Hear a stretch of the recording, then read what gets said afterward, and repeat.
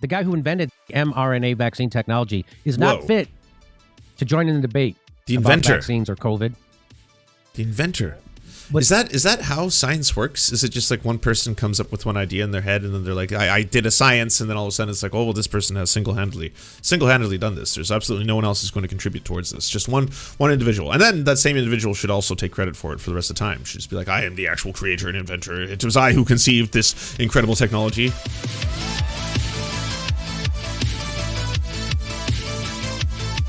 Let me start with Tim Heidecker's message. Look at the Joe Rogan clip. Because again, stop. If Joe Rogan, if you want to be an expert on this, stop doing your silly show with your Fuddruckers background. I'm a fatty fat though. All right, here's Joe. For young boys in particular, there's an adverse risk associated with the vaccine. It's like a 2 to 4-fold increase in the instances of myocarditis. Yes, but you know what? Hospitalization. You know that there's an increased risk of myocarditis among that age cohort from getting COVID as well, which exceeds the risk of myocarditis from the vaccine. I don't think that's true. I don't think it's true. He doesn't think it's true, I don't think it's true guys. that there's an increased risk of myocarditis from people catching COVID that are young versus increased risk of myocarditis. When did Tim become such a, like, I don't know, big pharma cuck? What's going on here, Tim? Why are you calling out Joe Rogan? He's just trying to speak power to the truth. It's just part of the process. It's from the vaccine. Look at you. Listen to this. Joe Rogan saying myocarditis. What? Right. I don't even know what that is. And why should I? I just go to the doctor, and the doctor tells me what to do. Right. And hopefully it all works out for the best. Right. There is. There's both. Well, let's look that up, because I don't think that's Let's true. look that. Where are you looking it up? In the New England Journal of Medicine? But is this with children? In Grey's Anatomy? What? Some fucking website. Yeah, we're talking about young people. This is they go down this they're lost. They're just lost. With children. Because there's so much information. Well, no, we're talking about 15-year-olds. There's so much information. And so poor Joe Rogan, his brain's just melting with all this. Okay, it's hard for me to hear what's going on, Tim. Okay, doing all this, I don't know, pro big pharma. I've never trusted Tim Heidecker ever since this whole like disparaging of Sam Cedar shit. You know, just doesn't sit right with me. Okay, let's play the organic clip, and then I'll finish hearing what Tim has to say about all this. For young boys in particular, there's an adverse risk associated with the vaccine. It's like a 2 to 4-fold increase in the instances of myocarditis. Yes, but you know what? Hospitalization. You know that there's an increased risk of myocarditis among that age cohort from getting COVID as well, which exceeds the risk of myocarditis from the vaccine. I don't think that's true. I'm so happy someone said it to his face. Just so fact of the matter, by the way. Yeah, sure. There is that risk. There's a much higher risk if you're getting it from COVID-19. It's what we've been saying from the very start. We being the vast majority of the scientific community. That it's utterly bizarre for people like you, professionally, to fixate on isolated incidents or things that happen to a minority of the people who take this when it is beneficiary to the majority of the people who take it. And I mean, you look no further than the amount of people who are hospitalized right now for COVID-19. I mean, the difference is striking. You know, it's 0.5% of them are vaccinated. So what is going on here, Joe? Oh, sorry, those are the people who die from COVID-19, but the hospitalizations, yeah, I mean, it's still overwhelmingly people who are unvaccinated getting hospitalized. I don't think it's true. No. I don't think it's true that there's an increased risk of myocarditis from people catching COVID that are young versus increased risk of myocarditis from the vaccine. No, there is. There's both. Well, let's look that up, because I don't think that's true. Myocarditis is more common after COVID-19 infection than vaccination. But is this with children? Yeah, we're talking about young people. Men and boys aged under. Oh, and the source is going to get attacked soon, isn't it? Under 30 after this is what it says here. With children is the issue.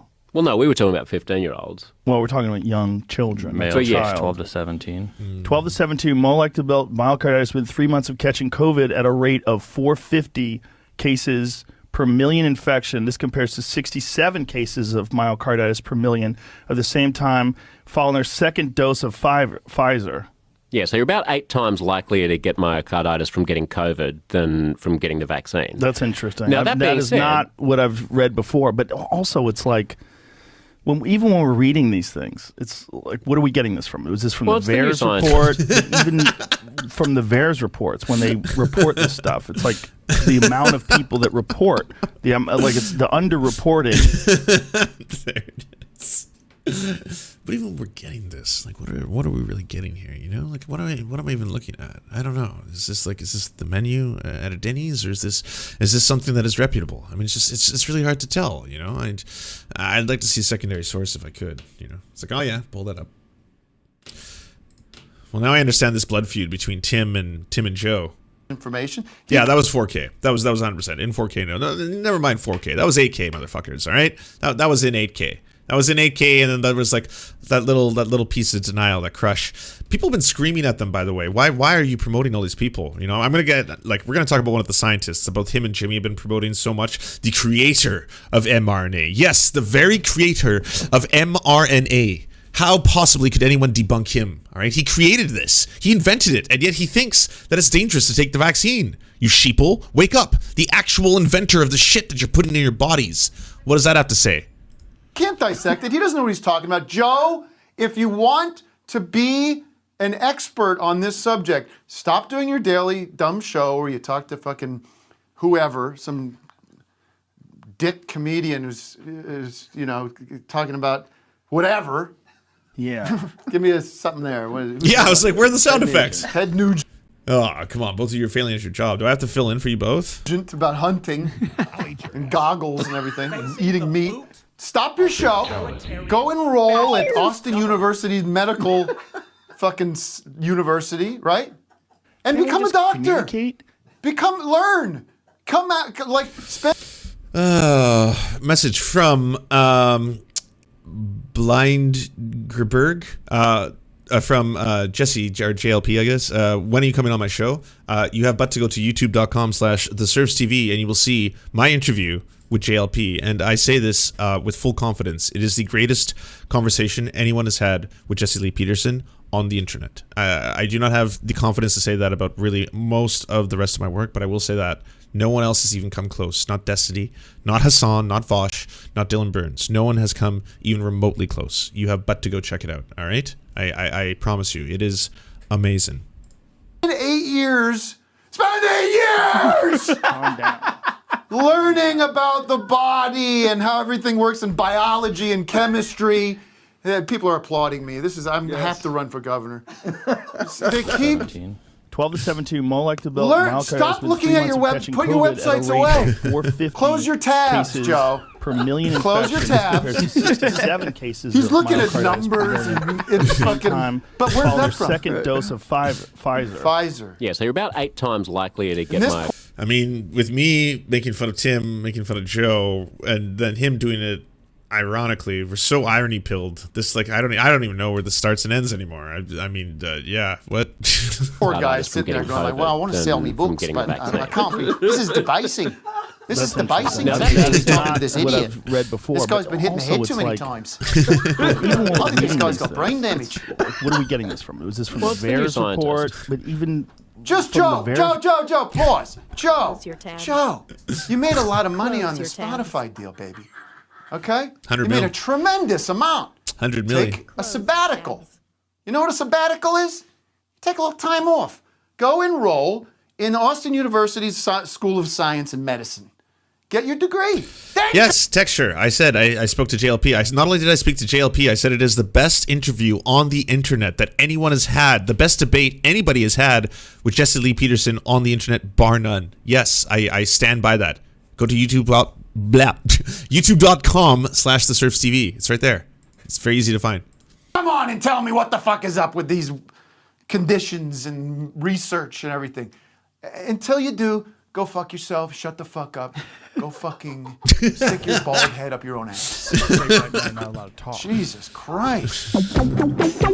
And you keep saying, but my kids need food! And now inflation is here, and there's food shortages, and your kids aren't eating, and the schools are indoctrinating your kids. Oh, Tim. So, hey, someone else that Joe Rogan had on a show fairly recently was Dr. Robert Malone. And you've probably heard that name before, because here, again, is Dr. Robert Malone appearing on the Jimmy Dore show ahead of his Joe Rogan appearance. Now, if you don't know who Dr. Robert Malone is, it's the inventor of the mRNA vaccine. And this same person has been on Steve Bannon's show and has told Steve Bannon that he feels the vaccines are more dangerous than not taking them. So clearly, this is an authority on the subject. It's very good that Jimmy Dore and Joe Rogan are platforming this individual, the one who actually invented the mRNA vaccine technology in the first place. You know, so there you have it. There's nothing else to say about that other than he is a preeminent authority and the only authority any of us should trust on this topic. This is about Dr. Robert Malone being canceled from Twitter. But I want you to know that the guy who invented the mRNA vaccine technology is not fit to join in the debate. The inventor, about vaccines or COVID. The inventor.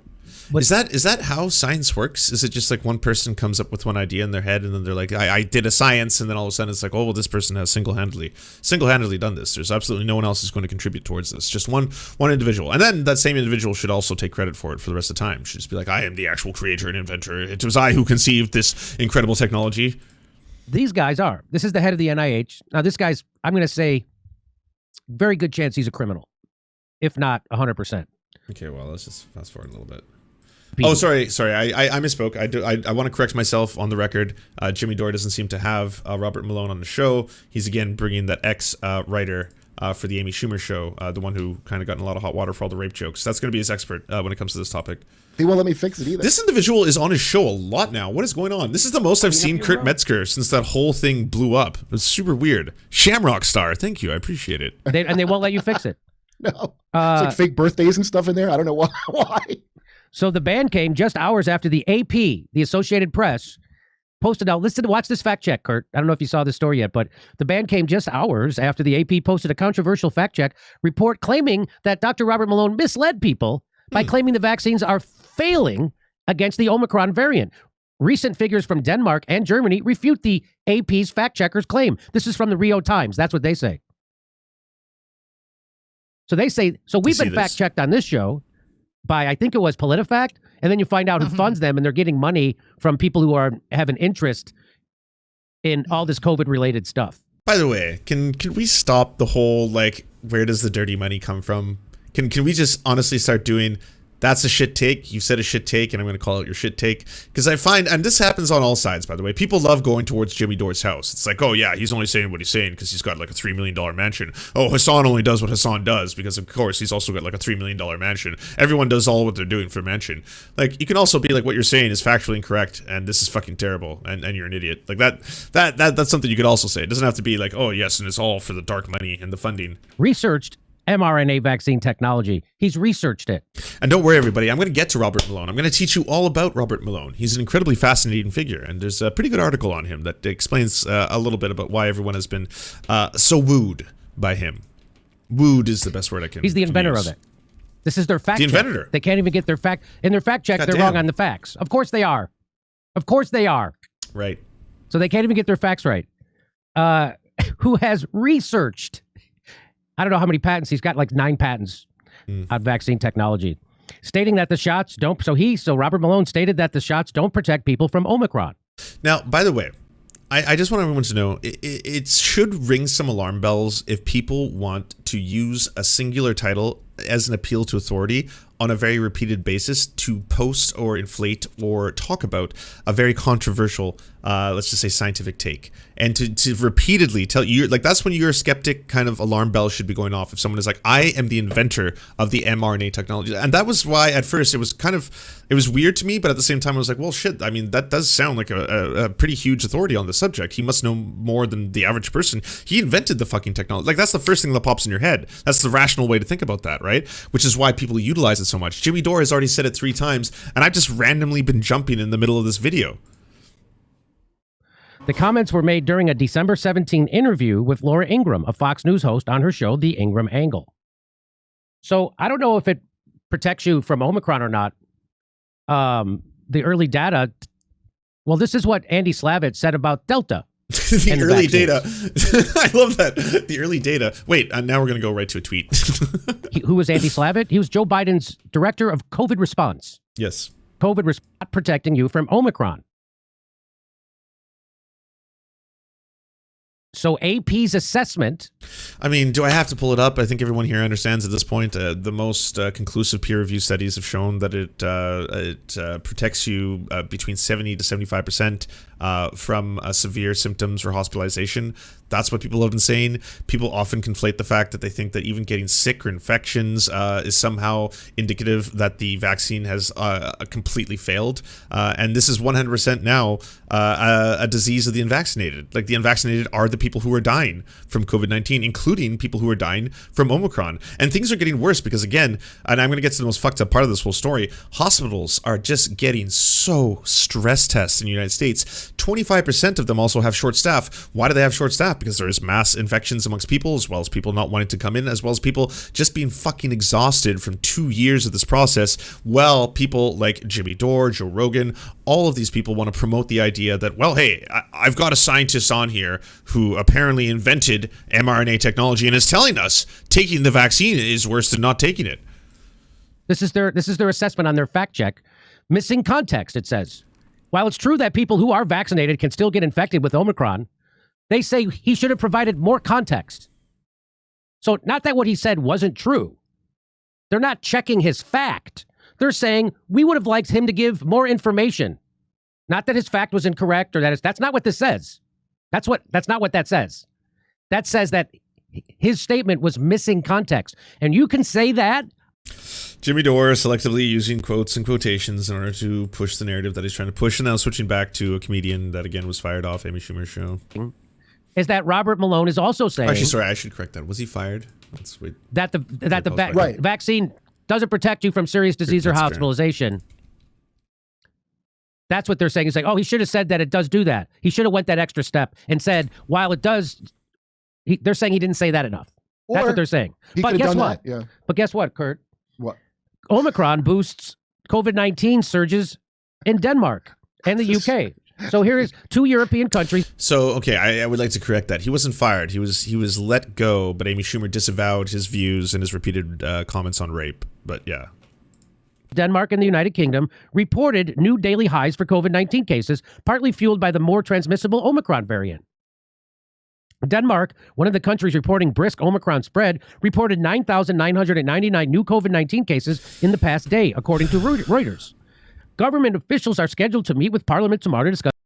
Again, it's because, like, this whole segment is two comedians talking about how, at the end of the day, it's egregious that Robert Malone would be censored for spreading COVID misinformation when, according to, selective paragraphs that I've taken from the Rio Times, as well as selective paragraphs from the fucking Daily Mail.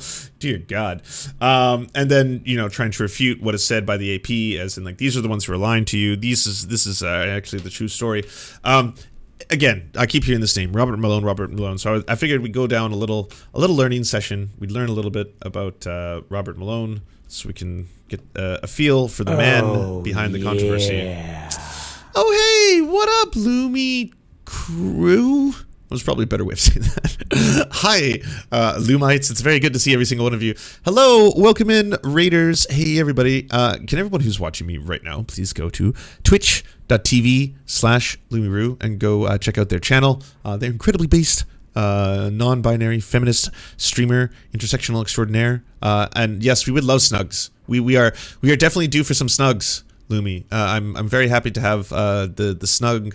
Is it Snug Gang? That's a good gang name, because there's every streamer's got to be called a gang. For some reason Mildred keeps trying to call me the Piss Gang, but that's never gonna happen. All right, we're the Cozy Gang. That's not happening. Mildred. Good effort though. A for effort. That's all I'll say. But yeah, Snug Gang seems like a good one. Snugites, Lumineers, or Snug Lords. Ooh, Snug Lords. I like that one. I do like that one. That's good. Yeah, that's great. Oh man, so snuggy in here. Well, hey, if you're just tuning into stream, this might not be the same thing that I don't know, actually. Maybe Lumi was talking about the story. There is a prominent scientist that both Joe Rogan and Jimmy Dore and Glenn Glemwald have been promoting on a regular basis, called Robert Malone, who claims to be the inventor of mRNA technology, and they're all saying that he's something of an authority on the subject. And because of that, the same person is coming out and saying, hey, by the way, taking the vaccine is is more dangerous than not taking the vaccine, even though we now know that 99.5% of the people who are dying from COVID are unvaccinated. So it's kind of weird that people are promoting this individual, but I figured I would learn. So we're going to learn a little story. This is from The Atlantic. And unlike Jimmy Dore, I'm not just going to selectively show you one quote and be like, you see this? You see right here? Yeah, this individual. No, I'm going to take my time and I'm going to read a substantial part of the article so you get a better feel for what's happening with background music. Robert Malone, a medical doctor and infamous disease researcher, recently suggested that Pfizer and Moderna vaccines might actually make COVID-19 infections worse. He chuckled as he imagined Anthony Fauci announcing that the vaccination campaign was all a big mistake. Oh darn, I was wrong, and he would need to be abandoned. When he floated that nightmare scenario during a recent podcast interview with Steve Bannon, what? Both men seemed almost delighted at the prospect of public health officials and pharmaceutical companies getting their comeuppance. This is a catastrophe, Bannon declared.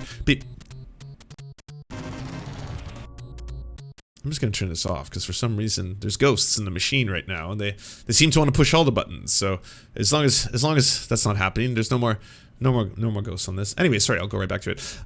You're hearing it from an individual who invented the mRNA vaccine. He said it in the interview itself. Let me say it again. Beaming his guests, you are hearing this from an individual who invented the mRNA vaccine and has dedicated his life to vaccines. He's the opposite of an anti-vaxxer. Sorry, this says Steve Bannon. Before going any further, let's be clear that the back and forth between Bannon and Malone was premised on misinformation. The vaccines have repeatedly been shown to help prevent symptomatic coronavirus infections and reduce their severity. Malone was riffing on a botched sentence in a USA Today article, one that was later deleted, but not before being screenshotted and widely shared. That kind of overheated, spottily sourced conversation is par for the course on shows like Bannon, which traffic in a set of claims that sound depressingly familiar. The vaccines cause more harm than experts are letting on, Fauci is a liar and possibly a fascist, and the mainstream media is either shamelessly complicit or too stupid to figure out what's really going on.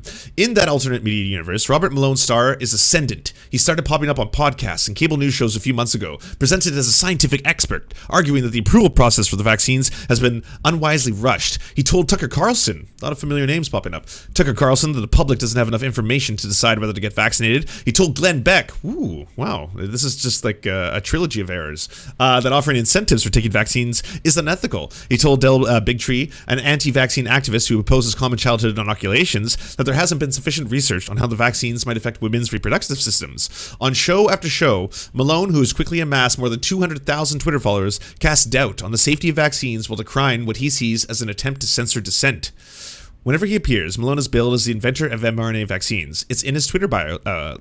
I literally invented the mRNA technology when I was 28, says Malone, who's now 61. If that's true, or more to the point, if Malone believes it to be true, then you might expect him to be championing a very different message in his media appearances. According to one recent study, the innovation for which he claims to be responsible for has already saved hundreds of thousands of lives in the United States alone. There's talk that it may soon be leading to a round of Nobel Prizes. It's kind of a validation that few scientists in history have ever received. Yet, instead of taking a victory lap, Malone has emerged as one of the most vocal critics of his own alleged accomplishment. He sowed doubt about the Pfizer and Moderna vaccines on pretty much any podcast or YouTube channel that will have him. Why is the self-described inventor of mRNA vaccines working so hard to undermine them? Whether Malone really came up with the mRNA vaccines is question probably best left to Swedish prize committees, but you could make a case for his involvement. When I called Malone at his 50-acre horse farm in Virginia, he directed me to a 6,000-word essay written by his wife Jill that lays out why he believes himself to be the primary discoverer. This is a story about academic and commercial avarice, it begins. The document's tone is pointed and at times lapses into all caps fury. Actually, all caps. Fuck. Boom. I love it. She frames her husband as a genius scientist who is largely unknown by the scientific establishment because of abuses by individuals to secure their own place in history books. God damn those scientists. The abridged version is that when Malone was a graduate student in biology in the late 1980s at the Salk Institute for Biological Studies, he injected genetic material, DNA and RNA, into the cells of mice in hopes of creating a new kind of vaccine. He was the first author on a 1989 paper demonstrating how RNA delivered into cells using lipids, which are basically tiny globules of fat, and a co-author in the 1990 Science paper showing that if you inject pure RNA or DNA into mouse muscle cells, it can lead to the transcription of new proteins. If the same approach worked for human cells, the later paper said in its conclusion, this technology may provide alternative approaches to vaccine development. These two studies do indeed represent seminal work in the field of gene transfer, according to Rijn Verbeke, a postdoctoral fellow at Ghent University in Belgium, and the lead author of the 2019 History of the mRNA Vaccine Development. Indeed, Malone's studies are the first two references in Verbeke's paper. out of 224 in total.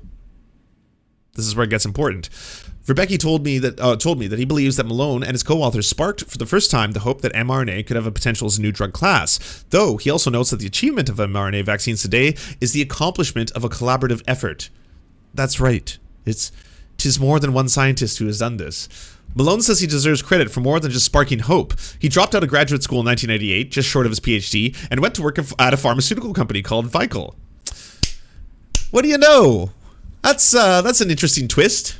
Didn't see that one coming. So instead of pursuing his education, then going further into research and studies, immediately dropped out of his PhD to work for a pharmaceutical company. Big Pharma. Okay. Now he claims that both Salk Institute and Vical profited from his work and essentially prevented him from further pursuing his research. We have a motive. This is why. An origin story. Why he despises the Big Pharma. All right? And by the way, there's nothing wrong with hating Big Pharma. I guess obligatory, fuck Big Pharma at this point, okay? We need to nationalize Big Pharma, especially in the United States, and there shouldn't be a profit motive behind developing life-saving vaccines for human beings. Just gonna have to put that out there. A Salk Institute spokesman said nothing of the Institute's record substantiates Malone's allegations. The biotech company to which Vical has emerged, Brickell, did not respond to requests for comment. To say that Malone remains bitter over his perceived mistreatment doesn't do justice to his sense of aggrievement. He calls what happened to him intellectual rape. Yes. He says that he was intellectually raped through this process.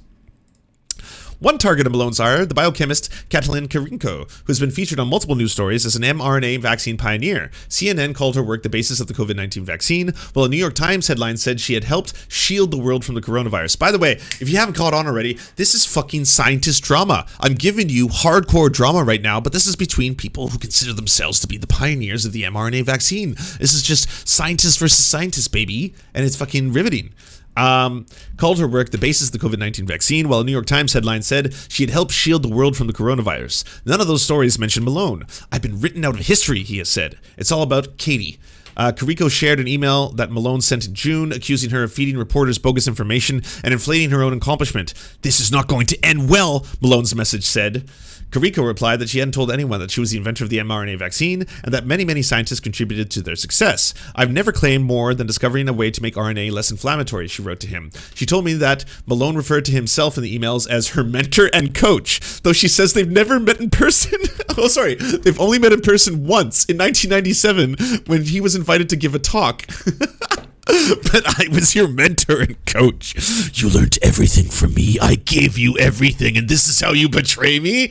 Like, are you fucking serious? It's Malone, according to Karikó, who has been overstating his accomplishments. There are hundreds of scientists who contributed to the mRNA vaccine that he did. More to the mRNA vaccines than he did. Malone insists that his warnings to Karikó is that this is not going to end well was not intended as a threat. No. It was a friendly, this is not going to end well. No. Come on. I was trying to be a friend here, okay? Instead, he says he was suggesting that her exaggerations would soon be exposed. Malone views Karikó as yet another scientist standing on the shoulders and collecting plaudits that should be going to him. Others have rewarded handsomely for their work on the mRNA vaccines, he says. Karikó is a senior vice president at Biotech, which partnered with Pfizer to create the first COVID-19 vaccine to be authorized for use last year. Malone is not exactly living on the streets. In addition to being a medical doctor, he has served as a vaccine consultant for pharmaceutical companies. In any case, it's clear enough that Malone isn't singularly responsible for mRNA vaccines. The process of achieving major scientific advancement tends to be more cumulative and complex than the apple to head stories that we usually tell, but this much can be said for sure. Malone was involved in groundbreaking work related to the mRNA vaccines before it was cool or profitable, and he and others who believed the potential of RNA-based vaccines in the 1980s turned out to be world-savingly correct. So this is something that he could attribute to himself. This is something that he could tell people. This is something that he could brag about, of course, right? There's nothing wrong with any of that. Malone may keep company with the vaccine skeptics, but he insists he is not one himself. His objections to the Pfizer and Moderna shots have mostly to do with their expedited approval process and with the government system for tracking adverse reactions. Speaking as a doctor, he probably would recommend their use only for those at the highest risk of COVID-19. Everybody else should be wary, he told me. Those under 18 should be excluded entirely. That is wrong. That is false. That is incorrect. Those under 18 should be excluded entirely from getting vaccinated. Is this where Joe Rogan got that idea? Because he was espouting that. He's like, if you're fucking, under 18 and you're healthy, this isn't going to affect you. Fuck, if you're an athlete or shit, like why would you get vaccinated? I don't get it. even if that was the case, even if 100% of under 18-year-olds who are healthy weren't at risk of catching COVID-19, they can still fucking spread it. They can still spread it. And if they're getting sick and they're asymptomatic and they don't know it, if they're getting more infections and they don't know it, they're still going to be spreading it to multiple people. It's still better to have less people both ingesting and creating more COVID cells and spreading them out through their like breathing and speaking than there is to have less of them. Malone is also frustrated that, as he sees it, complaints about the side effects are being ignored or censored in the nationwide push for increased vaccination rates. You might as very well walk with the skewed sense. After hearing Malone speak or reading his posts, there's a far-reaching COVID-19 cover-up, and that the real threat is the vaccine rather than the virus. I've listened to hours of Malone's interviews and read through many pages of documents he's posted. He is a knowledgeable scientist with a knack for lucid explanation. It doesn't hurt that he looks the part with his neatly trimmed white beard, or that he has a voice that would be well-suited for a mediation app. Oh, really? Malone is not a subscriber to the more out-there conspiracy theories regarding COVID-19 vaccines. He doesn't, for instance, think Bill Gates has snuck microchips into syringes, and he sometimes pushes back gently when hosts like Big Tree or Beck drift into the more ludicrous territory. Yeah, but like he's doing the same thing that all these people have been doing for fun and profit for a while now. Jimmy Dore, Glenn Greenwald, and of course, Joe Rogan. They are the ones who are not saying, hey, come on, we're not out there with the conspiracy theorists. We're not saying that it's 5G, that it makes you magnetic, that it like restructures or reprograms your DNA to become something of like a swamp creature. We're not saying any of those things. We're just saying, why aren't people allowed to ask questions? Why are people under 18 having to take this? Why, at the end of the day, do you have to get vaccinated if you are not at risk? I just don't understand. Why is no one talking about the potential risks from the vaccine, which they absolutely are. Every single time, I don't know how the program has been in the United States, but in Canada, before vaccination, they give you a thorough amount of documentation on what is going on and ask you whether or not you are at risk because of a variety of factors. If you are, they say consult your doctor, speak to them instead, And yet he routinely does slip into the speculation that turns out to be misleading, or as the segment on Bannon's show says, plainly false. For instance, he recently retweeted that according to an unnamed Israeli scientist, Pfizer and the Israeli government have an agreement not to release information about adverse effects for 10 years, which is hard to believe given the country's health ministry has already warned of a link between the Pfizer shot and rare cases of myocarditis. Malone's LinkedIn account has twice been suspended for supposedly spreading misinformation. His concerns are personal too. Malone contracted COVID-19 in February 2020 and later got the Moderna vaccine in hopes that would alleviate his long-haul symptoms. Now he believes the injections have made his symptoms worse. He still has a cough and is dealing with hypertension and a reduced stamina, amongst other maladies. That's fucking... I mean, my heart goes out to anyone who's had that. Anyone who's got like long-haul COVID or has got COVID and like months later is still, shortness of breath. That sucks. A lot of my friends have that. Merrick DeVille has that, another content creator. Like it is savage that it happens to people. And it also sucks that you had a very bad experience working for a major pharmaceutical company. Who knew? They prioritize profits over people. And now this has been the launch of your entire kind of arc, right? Now we know the reason why he's doing all of this. He often notes that his colleagues in the government and at the universities who agree with him are privately cheering him on. I spoke with several of these people, vaccine scientists and biotech consultants, suggested by Malone himself, and that is not what they told me. The portrait they paint of Malone is of an insightful researcher who can be headstrong. They related accounts of him pre-pandemic getting booted from projects because he was hard to communicate with and unwilling to compromise. Malone has acknowledged his penchant for butting heads with fellow scientists, and they are taken aback by an emergence as a vaccine skeptic. One called his eagerness to appear on less than reputable podcasts naive, while another said that he thought Malone's public rhetoric had migrated from extrapolated assertions to sensational assertions. Stan Grukowski, a cellular immunologist who worked on the mRNA vaccine in the 1990s, views Malone as underappreciated pioneer, put it this way: he's fucking up chances for a Nobel Prize. That's an awesome quote. It's only in the curious world of the fringe media that Malone has found the platform and the recognition he sought for so long. He talks to hosts who aren't going to question whether he's the brain behind the Pfizer and Moderna shots, that they're not going to quibble over what the credit should be shared with co-authors, or how to talk about how science is like a relay race, or point out absence of the hard work of the brilliant researchers who came before and after Malone, there would be no vaccine. He's an upgrade over the typical guest of chiropractors and naturopaths, and they're perfectly happy to address him by the title he's earned.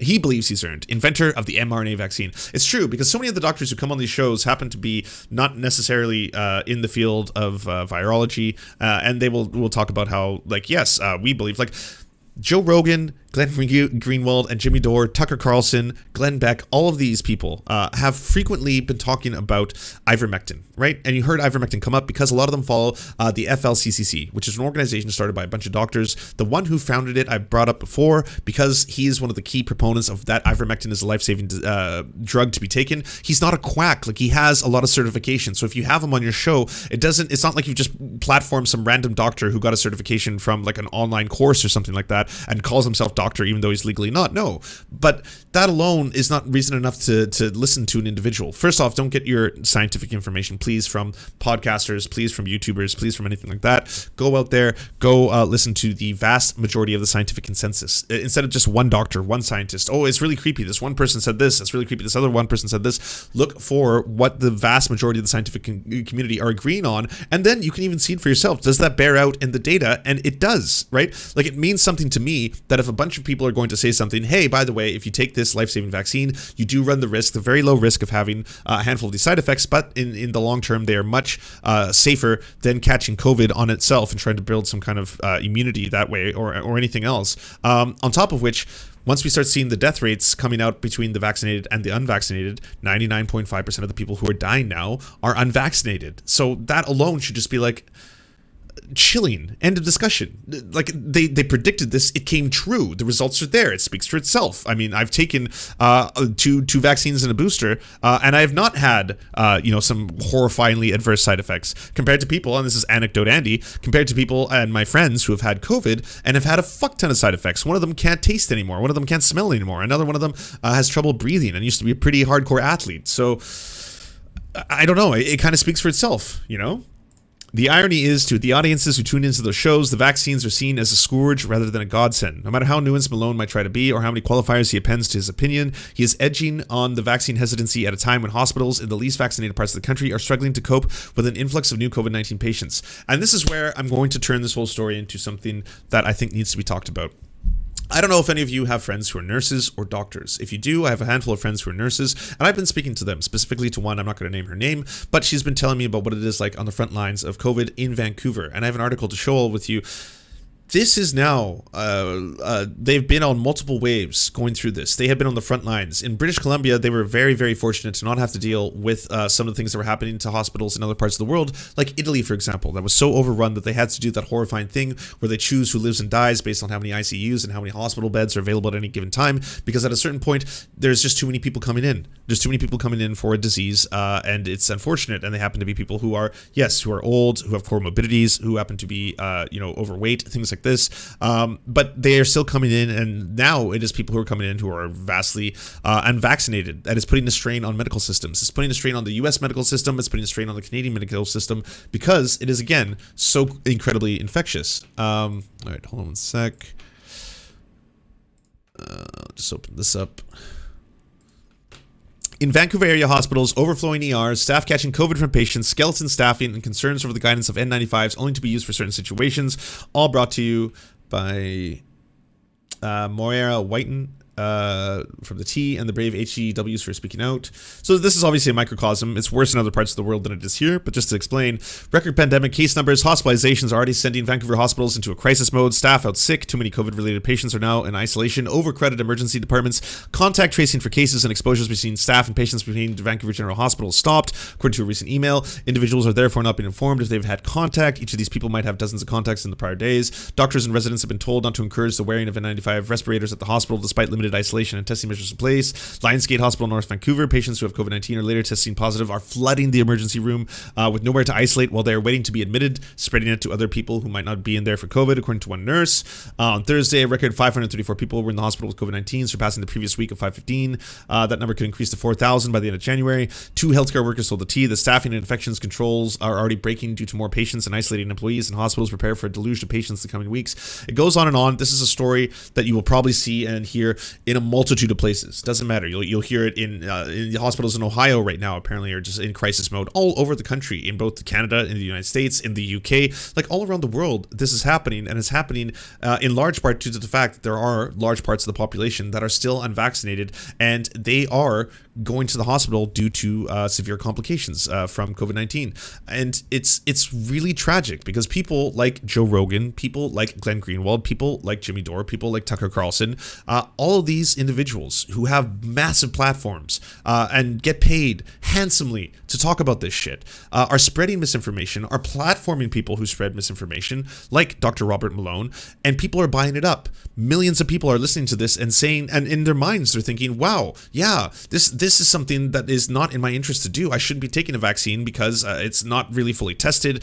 This doctor who invented the vaccine itself apparently is telling me that there's a secret report in Israel that says the side effects that are really bad aren't coming out for 10 years, but that's when they're going to release them. In the meantime, we're all part of this massive experiment. We're all in a petri dish. We're all hamsters on the wheels as the government just plays with us and does whatever we want for the big tech and the elites who are trying to control our every move and all this other shit.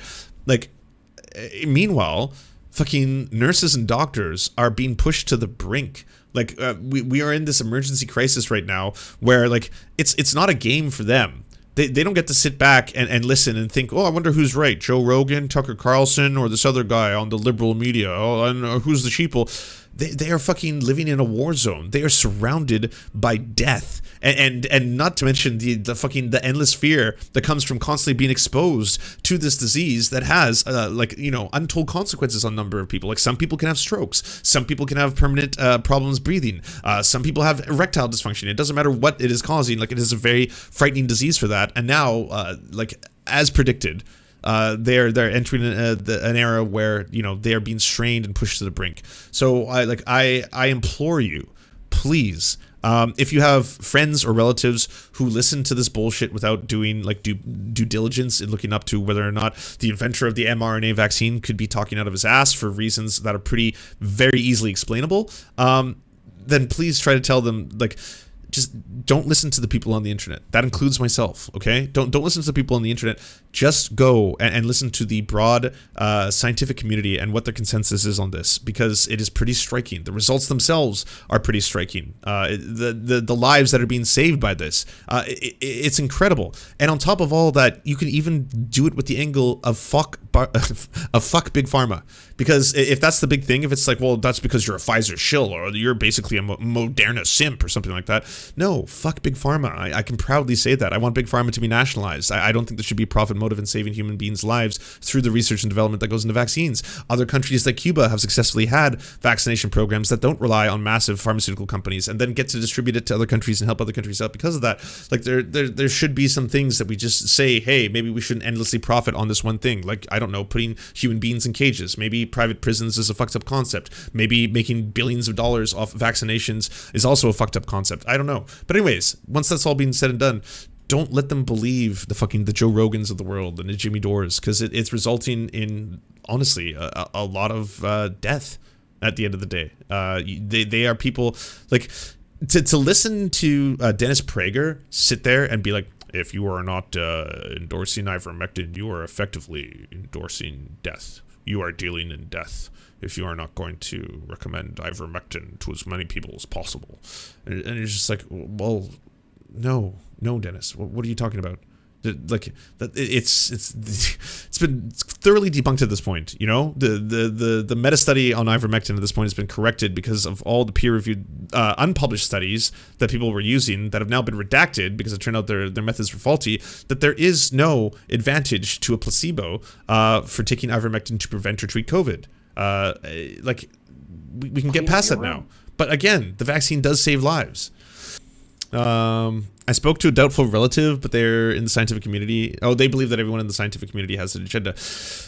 Well, you can tell them something. Yes, there's obviously people in less in the scientific community. That's such a broad term. Are you talking about in like R&D? There are people who are in R&D for pharmaceutical companies who, yes, make absolute fucking bank. There's also research scientists who work for universities who do it because they have a deep passion for understanding the known universe. And they are not fucking obscenely wealthy individuals. They're just not like big science fucking driving the Lambos around in their fucking, $20 million mansions and all this kind of shit. I don't understand where that's coming from. Do you enjoy the Serfs but prefer not to have to use your eyeballs? Many are saying this. Well, we've got the solution for you. It's the Serf Times in podcast form. Available on most major podcasting networks now. If you enjoy it, please consider leaving a good review and feedback because it really helps the show out, apparently, and it's free, just like the podcast. To our gods, Xander Corvus and Peyton L. Just, we beseech thee to smite down our enemies. To our monarch, Tom Spiker, we are but your humble court jesters, here to amuse you. To our lords, Trevor R., we give thanks for this spit of land for us to eke out this meager existence. To our knights, Merid, Cheryl Alvarez, Ruby Kelly, Ellie Leslie, Alex P., Brandon, Words Greenwood, Nate, that one guy, Hagbird Celine, Matthew Scarborough, Stellar Vision, Ariane McCarthy, Daniel Sutton, Coulter Smith, Val 9000, Jenna Tall, Quiet 185, Anna Loves Riley, Omni, Riley and Anna, Poodlehawk, The Tim Caucus, Multi Mondi, Trevor Yanis, Lemmy 101, Anthropophojack, Saren 42, Catherine, Radical Maniac, Ramon Acosta, Nkosin, Violent Orchard, Sophie Baby, Political Puppy, Andreas Chiringuito, Zach Christensen, Josh Mickelson, Todd Buckingham, and Todd Lajeunesse. We raise our flag in a veil, and we salute you, our friends.